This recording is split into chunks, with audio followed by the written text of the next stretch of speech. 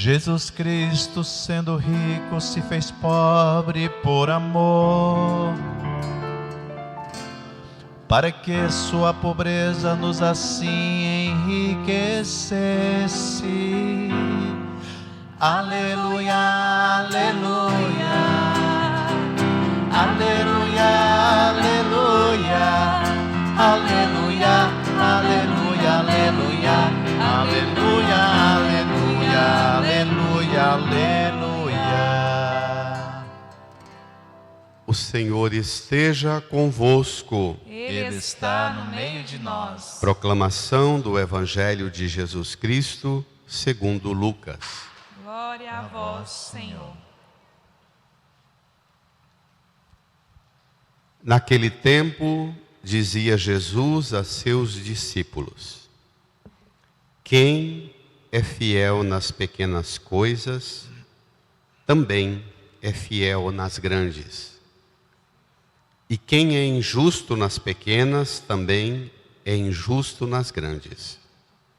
Por isso, se vós não sois fiéis no uso do dinheiro injusto, quem vos confiará o verdadeiro bem?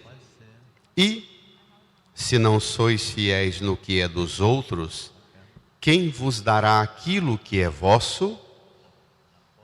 Ninguém pode servir a dois senhores, porque ou odiará um e amará o outro, ou se apegará a um e desprezará o outro. Vós não podeis servir a Deus e ao dinheiro. Vós não podeis servir a Deus e ao dinheiro. Palavra da salvação. Glória a vós, Senhor. Aleluia, aleluia, aleluia, aleluia, aleluia, aleluia, aleluia, aleluia, aleluia, aleluia, aleluia. Nos recolhamos num tempo de silêncio, no íntimo do nosso coração rezemos. Também vocês, crianças, rezemos todos juntos, pedindo ao Espírito Santo, pois só Ele pode dar-nos a plena compreensão da palavra. Peçamos o seu auxílio nesta palavra que hoje chama-nos tão radicalmente ao servir, ao seguir Jesus.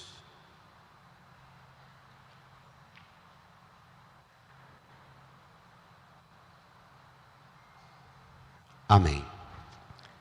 Queridas irmãs e irmãos, chegamos hoje na leitura que estamos fazendo desde novembro do ano passado, chegamos ao capítulo 16 de Lucas. Começa agora Jesus a dar uma espécie de, hora outra, ele resume o conjunto dos ensinos dele em palavras curtas, breves, espécies de sentenças normativas que não deixam margem para dúvida. Nós estamos hoje, tomei o seu folheto, número 9, pegue lá, no capítulo 16 de Lucas, versículo 10 até o versículo 13. São só 4 versículos, mas que tem pano para manga. Os 9 versículos anteriores aqui no capítulo 16, Jesus contou uma parábola que essas sentenças concluem a parábola. A parábola consiste na história de um administrador desonesto que o patrão fica sabendo da desonestidade dele e diz: o que é isso que ouço a teu respeito? Faz o levantamento, presta contas que eu vou te demitir. O empregado desonesto vai atrás dos que deviam ao patrão, o administrador, e diz a eles assim: já que eu vou ser demitido mesmo, de cavar não tenho força, de mendigar tenho vergonha, então ele chega em cada um dos que deviam ao patrão e pergunta: quanto você deve para o meu patrão? Eles dizem: 100 barris de azeite, põe 50. Outro: quanto você deve ao meu patrão? 80 medidas de trigo, põe 80. E o patrão fica impressionado com a esperteza dele. É um empregado que é esperto antes, durante e depois do escândalo da sua corrupção. E Jesus diz assim para os apóstolos: os filhos das trevas são mais espertos do que os filhos da luz. Estas sentenças aqui são um modo concreto da gente entender em que consiste ser filho da treva e em que consiste ser filho da luz. Basicamente é isso. Jesus diz que quem quer fazer o mal se empenha para fazer o mal. O mal, ele é planejado, ele é engenhosamente organizado na cabeça, no planejamento dos que o articulam. E Jesus não está elogiando a esperteza dos maus, mas está criticando a lentidão dos homens e mulheres que o seguem e que arrumam o tempo inteiro desculpa para fazer pouco. Vamos lá? Feita essa introdução, é bom lembrar, nós estamos com esses versículos aqui. Domingo que vem nós continuaremos tanto a primeira leitura de Amós quanto o capítulo 16 de Lucas, que é a história do rico avarento que fica na farra, enquanto na porta da casa dele tem um mendigo, Lázaro, que os cães venham lamber as feridas. Então domingo que vem a gente continua o aprofundamento desse tema, e não tenha a preocupação de que alguma coisa não fique clara hoje, que o Espírito vai te mergulhando na compreensão do mistério. Vamos lá? Tome comigo. Naquele tempo dizia Jesus a seus discípulos, depois de ter dito a sentença: os filhos das trevas são mais espertos que os filhos da luz, ele vai dizer para nós, seus discípulos, que nós precisamos de esforços. Versículo 10: quem é fiel nas pequenas coisas também é fiel nas grandes. E quem é injusto nas pequenas também é injusto nas grandes. Fidelidade nas pequenas e grandes coisas, senso de justiça nas pequenas e nas grandes coisas. Na maioria das vezes, a gente faz o contrário. A gente vai, às vezes, capricha nas pequenas coisas, mas na hora do empenho das grandes coisas, a gente falha. Ou o contrário. A gente é até dedicado naquilo que tem mais volume, que apresenta e aparece mais, nas grandes coisas, mas no cotidiano, nas pequenas coisas, a gente sabota e vai repetindo e reproduzindo infidelidades, injustiças. É isso que Jesus quer corrigir em nós. Quais são as pequenas coisas que você vive fazendo concessão para elas? Quais são o senso de justiça que você deveria caprichar e zelar nas pequenas coisas e que você tem falhado e derrapado? As pessoas dizem assim: padre, eu até queria fazer melhor, mas estou cansado, estou preocupado, então eu fiz desse jeito aqui. Para Deus está bom, né, padre? Conta para Deus é a intenção. para os filhos das trevas, o que conta não é a intenção, não. Se ele vai roubar a sua casa, ele não vai para a sua casa com intenção. Ele vai com todas as ferramentas que precisa para roubar sua casa, não é? Ele planeja, ele organiza, ele providencia as ferramentas para executar os planos dele. E é isso que Jesus está dizendo: olha, sejam empenhosos, engenhosos nas pequenas e grandes coisas.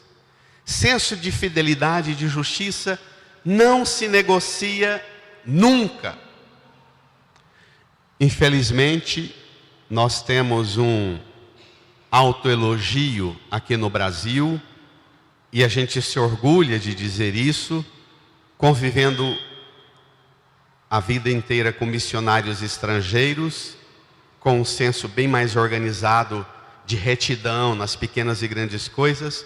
Todos eles, mesmo o Padre João aqui, sempre repete para a gente a tristeza que é ver o orgulho com que nós brasileiros falamos que para tudo a gente dá um jeitinho. Essa é a tinta da infidelidade e da injustiça que a gente se orgulha dela. Dita essa sentença, avancemos. Versículo 11.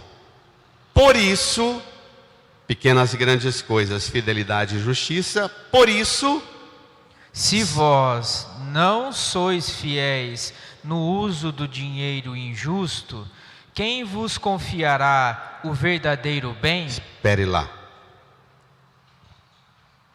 Quando a gente se confronta com alguma coisa que tem origem má, um dinheiro injusto, a gente justifica: ah, padre, era um dinheiro que eu tinha aí, mas de certa forma esse negócio não foi bem feito, aí eu resolvi, já estava lascado mesmo, torrei assim. Jesus diz que é o contrário. Quando alguma coisa em nossa vida tem uma fonte injusta, suja, um dinheiro injusto, nós temos que limpá-la e purificá-la com a nossa fidelidade. É o contrário. Quando nós damos conta de limpar o que é sujo com a nossa retidão, diz Jesus, quem não vai confiar a vocês o verdadeiro bem? Porque se vocês deram conta de lidar bem com um mau bem, ou com um bem de origem má, como é que alguém não vai confiar a vocês o verdadeiro bem?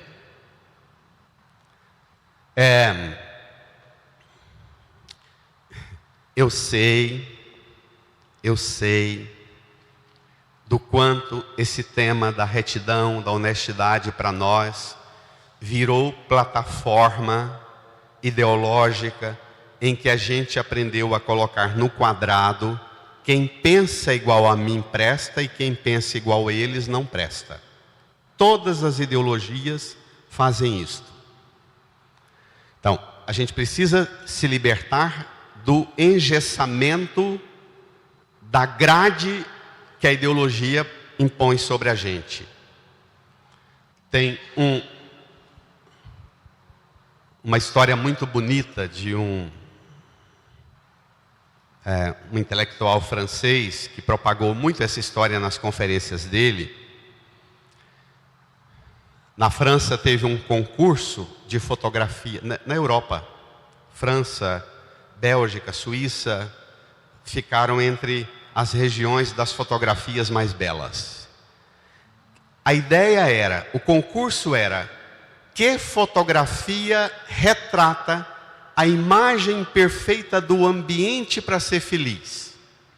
E a foto que ganhou, e é realmente uma foto belíssima, de uma aldeiazinha nos encravados das montanhas da Suíça.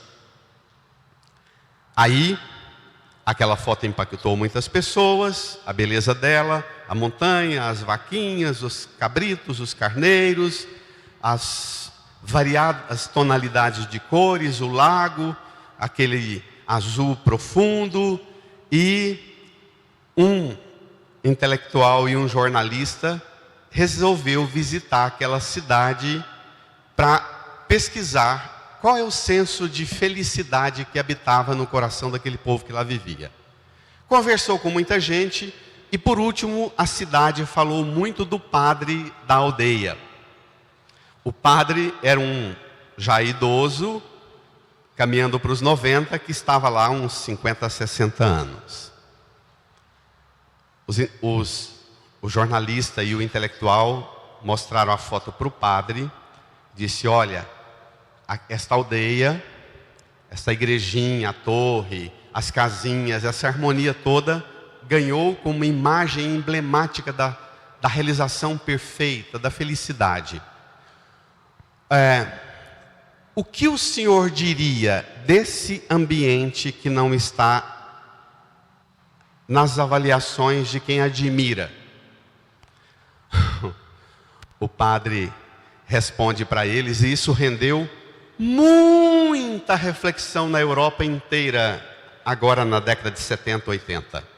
O padre diz assim: na verdade, os que vivem aqui têm dois problemas. Ninguém aqui é tão honesto quanto pensa de si,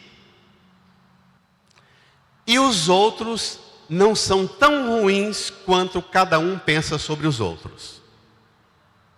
Esse é o problema. A gente sempre rotula os outros como menos e a gente mais. E o padre diz que esse é um faro, que é um padrezinho na porta da igreja há 40, 50 anos, escutando as pessoas, e as pessoas dizendo: mas eu sou isso, aquilo, mas lá no meu marido não presta, meu filho não presta, meu genro, minha nora, meu vizinho não presta. O padre diz: ninguém é tão quanto fala de si, e os outros nem são tanto quanto cada um fala dos outros. É isso aqui que Jesus está querendo aperfeiçoar em nós. Um olhar sobre nós e sobre os outros, no nosso faro, no nosso senso e capacidade de pegar o que tem origem ruim e purificar pela nossa retidão. Tá claro? Próximo passo. Eu trouxe essa intuição poética que eu li há muitos anos, para maneirar o que vem por agora, porque agora nós vamos pegar pesado. Vamos lá? Versículo 12. Agora vai entrar dois temas mais pesados. E se não sois fiéis no que é dos outros, quem vos dará aquilo que é vosso?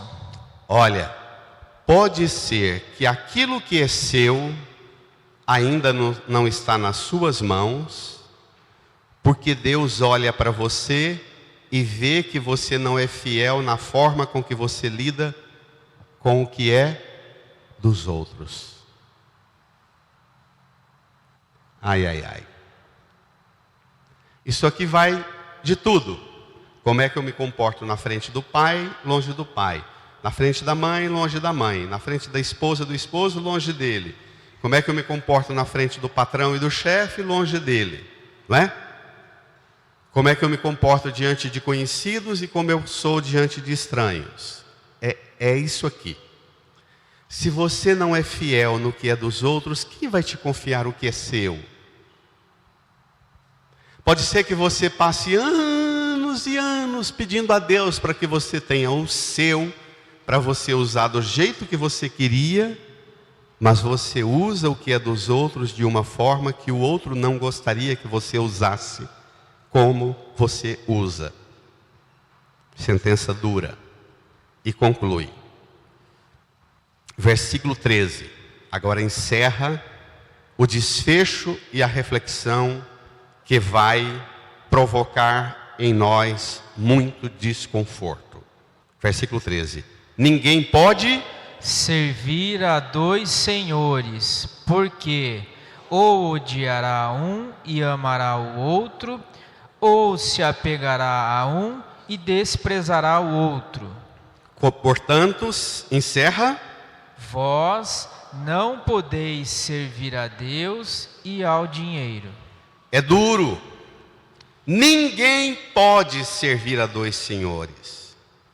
Vós não podeis servir a Deus e ao dinheiro. Ninguém pode.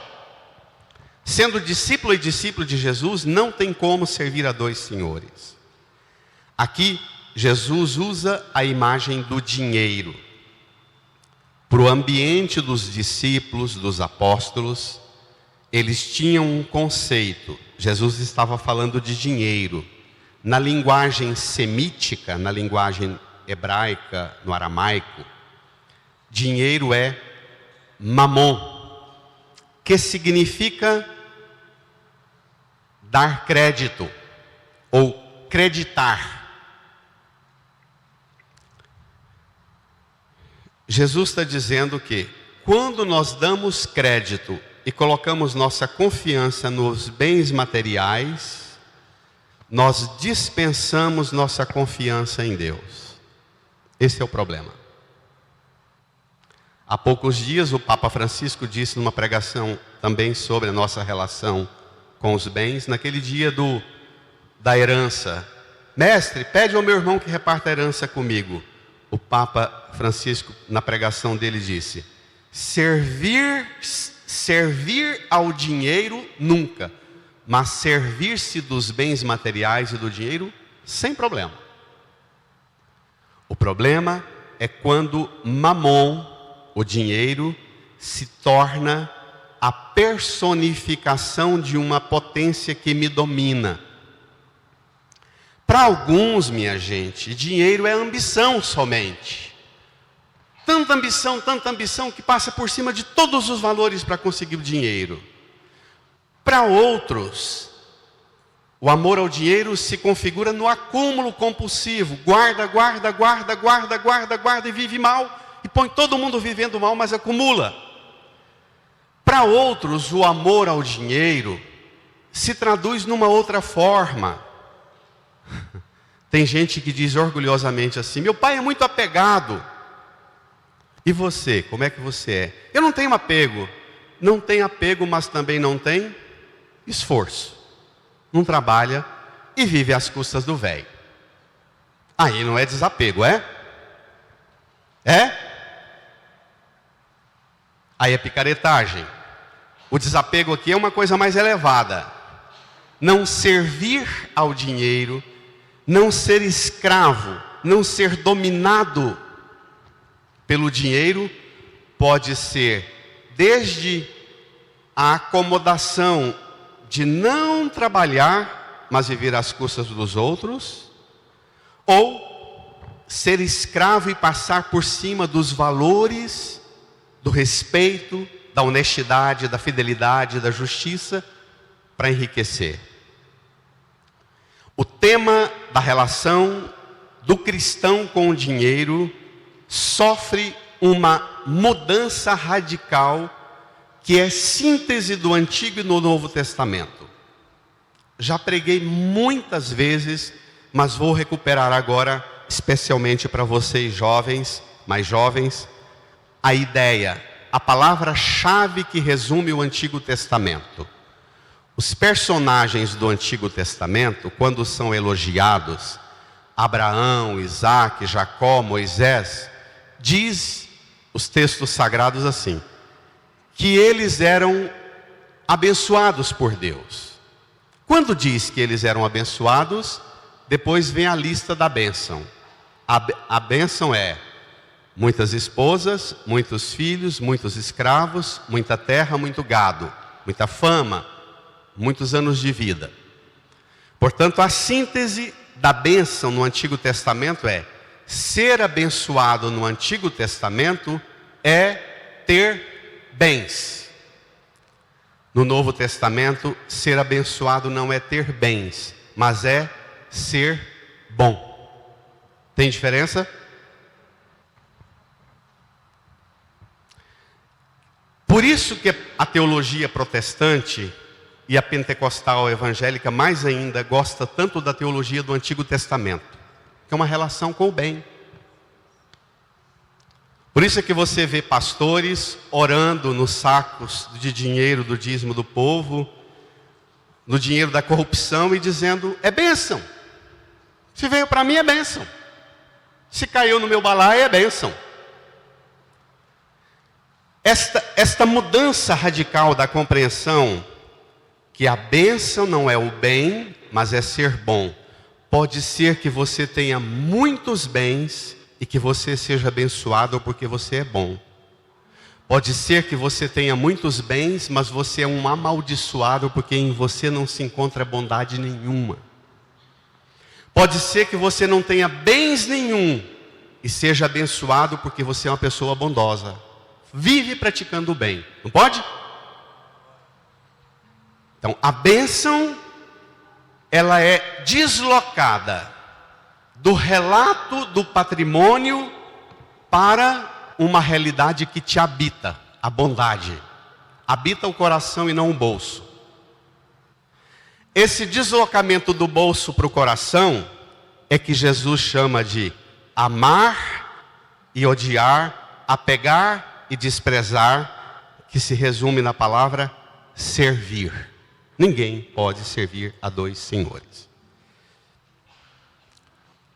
Essa teologia de recolocação da relação do crente com os bens, Paulo vai desenvolvê-la dramaticamente na sua catequese, ao longo de todas as suas cartas, mas tem duas citações que eu cito. 1 Timóteo 6,10. Paulo diz assim: de fato, o amor ao dinheiro é a raiz de todos os males. Colossenses 3,5, Paulo diz: o amor ao dinheiro, isto é, a cupidez, é a idolatria. Paulo, que era judeu, semita, de identidade codificada, vai fazer uma revolução no conceito e dizer para os seguidores de Jesus que idolatria não é ter uma escultura em casa. Pode ser que você não tenha imagem nenhuma, mas que dentro de você tenha um apego escravizante dos bens e não tenha bondade nenhuma. Isso é idolatria. Está claro? Mas por que o dinheiro é tão perigoso? Porque como potência, ele é usado para escravizar. Os homens passam a montar sistemas. Vamos à primeira leitura. Eu tenho que ir com vocês hoje, domingo que vem, à primeira leitura, Amós. Vamos lá.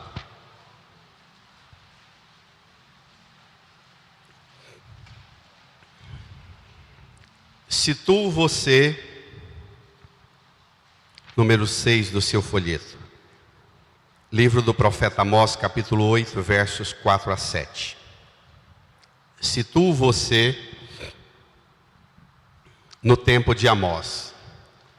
Amós exerceu a sua tarefa de profeta entre o ano 760 e 750 a.C. Israel, o país da Terra Santa, foi dividido em dois reinos. O reino do sul, com o templo em Jerusalém. Amós vivia nesta comunidade do reino do sul. E no reino do norte, Judá o sul e Israel o norte. E no reino do norte, o reino de Israel, Jeroboão II, o rei, se estabeleceu e construiu em Betel um mega de um templo. Contratou um sacerdote, Amazias.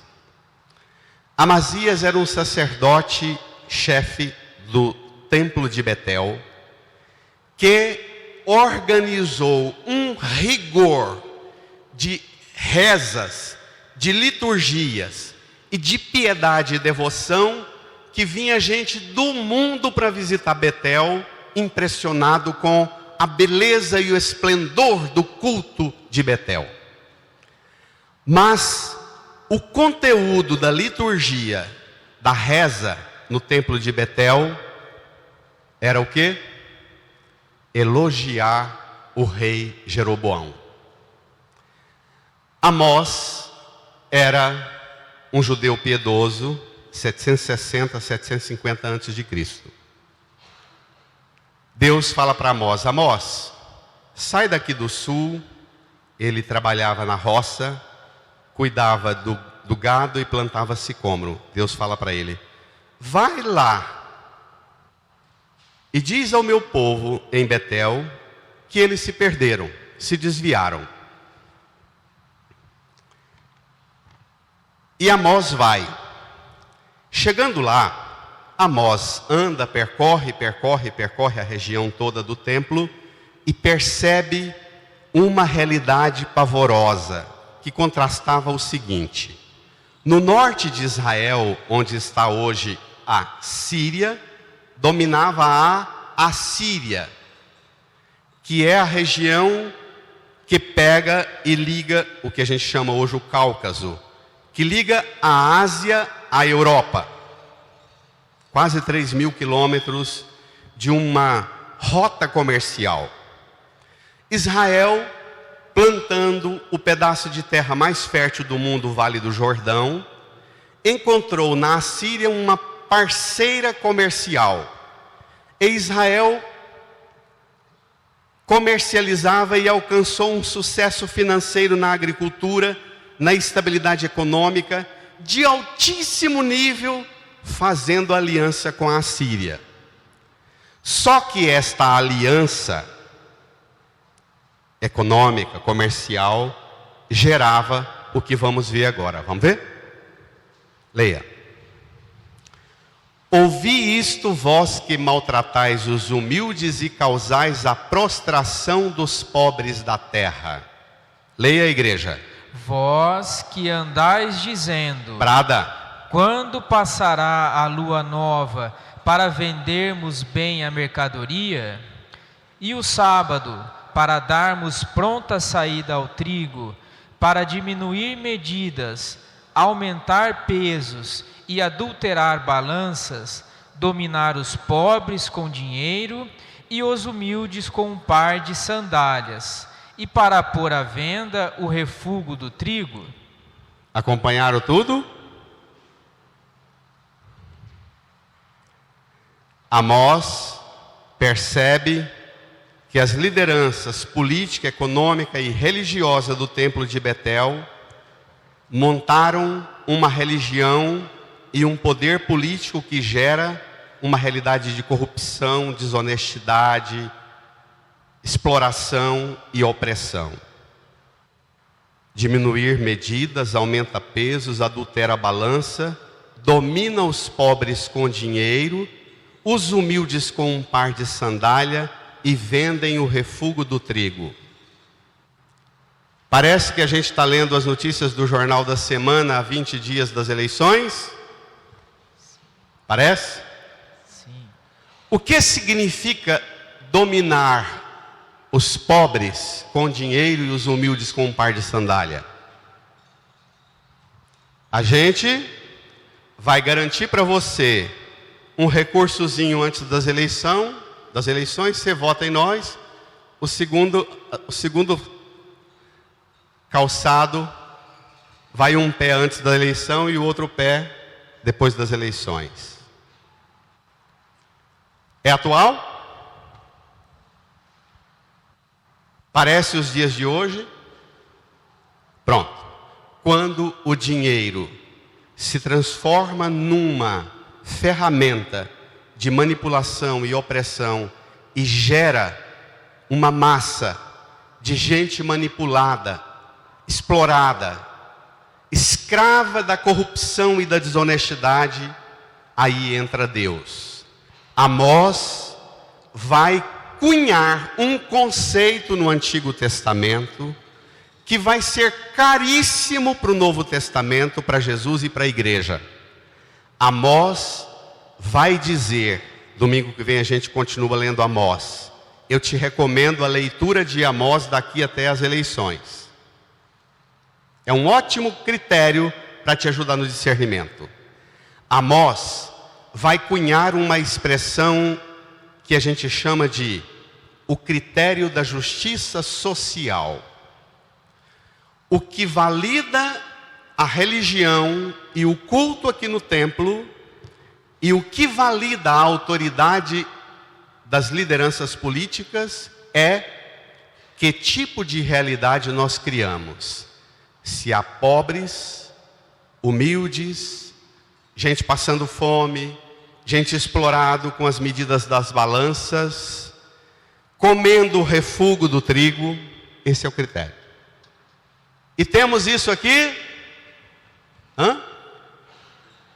Temos?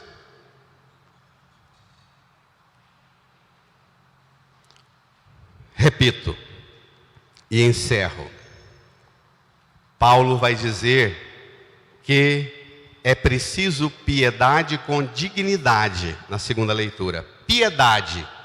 Culto a Deus sem dignidade das pessoas é uma religião que não vale nada. Então, o perigo do dinheiro e da potência do dinheiro montando um sistema de corrupção que põe, de certa forma, o que Amós está dizendo, o produto interno bruto nosso não deve ser a riqueza econômica do país, mas a dignidade de cada homem e mulher, filha e filho de Deus, tratado no respeito que deve ser tratado. Está claro? Esse deveria ser o produto interno bruto, a dignidade de cada homem e cada mulher. Nós demos conta de gerar. Quase toda semana o João Paulo fala: padre, na empresa que eu trabalho precisa de 50 mão de obra e a gente não está encontrando. 100 mão de obra e não está encontrando. Mas existe uma mão de obra caminhando para 30 anos, dentro de casa no Brasil, ganhando dinheiro para ficar à toa. E essa mão de obra, esse dinheiro que está pagando para o povo ficar à toa e retribuir somente com o voto, esse dinheiro deveria ser para qualificar, capacitar a mão de obra, ciência, tecnologia, escola, educação, organização social, competência e qualificação de cada uma e cada um para viver a dignidade de filha e filho de Deus. Amém? Amém. Amém. Nós não podemos olhar para a realidade e dizer, não podemos fazer nada. Não é só que não podemos, mas nós devemos. Ao contrário, o nosso culto é anulado e as autoridades não se tornam mais legítimas. O que legitima o culto e a autoridade é a dignidade de cada homem e mulher, criado por Deus para o bem, para a dignidade, para a vida. Amém. Olha, não vou pedir, e não é o que Jesus quer de você. Não é hora de enfiar a mão no bolso. Hoje, ao invés de enfiar a mão no bolso, peça a Jesus para enfiar a mão no seu coração e tirar do seu coração tudo que transforma você numa pessoa escrava da infidelidade nas pequenas e grandes coisas, da injustiça nas pequenas e grandes coisas, da indiferença com o sofrimento dos outros, da acomodação de deixar quem governa fazer o que quer e não reagir para organizar e lutar por um mundo melhor. Peça a Jesus para pôr a mão no seu coração e libertar você daquilo que transformou você numa pessoa acomodada, indiferente, infiel, injusta, porque tenta servir a dois senhores, a Deus e ao dinheiro. Diga a Jesus que você quer servir a Deus e ser instrumento de Deus em tudo, e não ser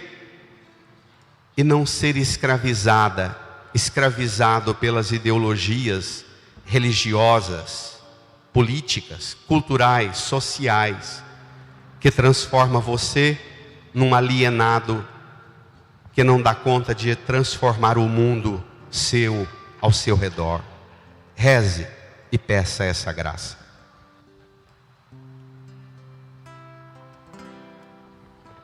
Eu creio nas promessas de Deus. Eu creio nas promessas de Deus. Eu creio nas promessas do meu Senhor. Eu creio nas promessas de Deus. Eu creio nas promessas de Deus. Eu creio nas promessas do meu Senhor. Se sou fiel no pouco, Ele me confiará mais. Se sou fiel, Fiquemos em pé. no pouco, os meus passos guiará. Se sou fiel no pouco, Ele me confiará. Deixe o folheto no banco. Se sou fiel, Estenda a mão aqui para a cruz de Jesus.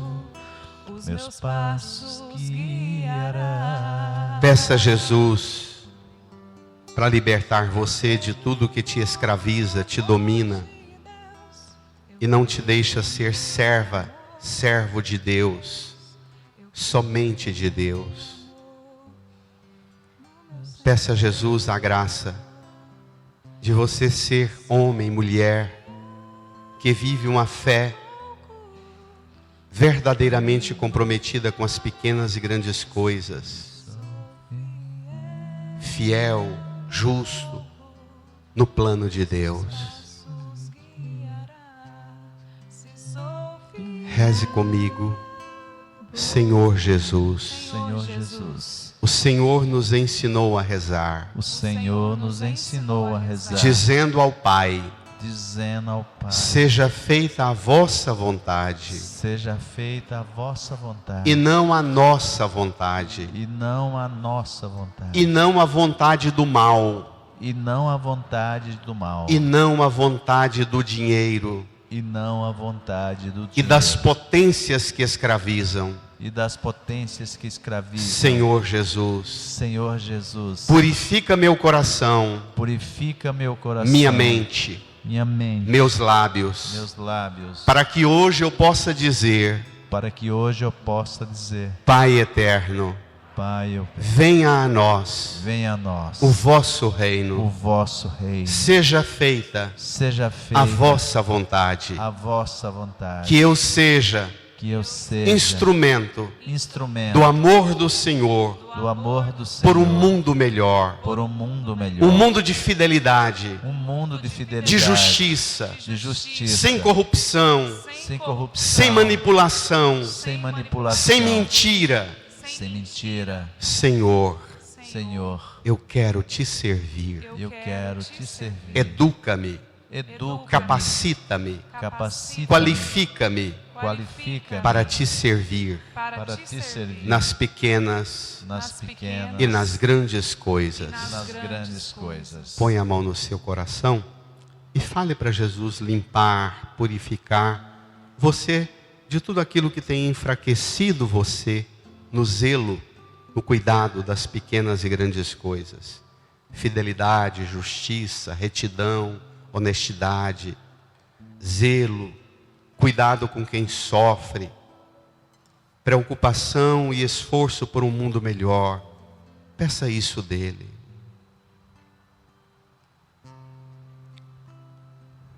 E agradeça também tudo que você já recebeu de Deus, tudo que você recebe de Deus, também os seus bens que sustentam sua família. Agradeça. Agradeça o fato de você poder ser instrumento de Deus para um mundo melhor. Agradeça e ofereça você por essa causa. Se entregue nesta causa. Obrigado, Jesus. Nós te louvamos por todo o bem aquelas pequeninas coisas que às vezes nem valorizamos muito, mas que o Senhor sabe que são importantes por um mundo melhor. Eu quero ser o bem, fazer o bem, expandir e espalhar o bem. Quero ser bom. Obrigado. Amém. Amém.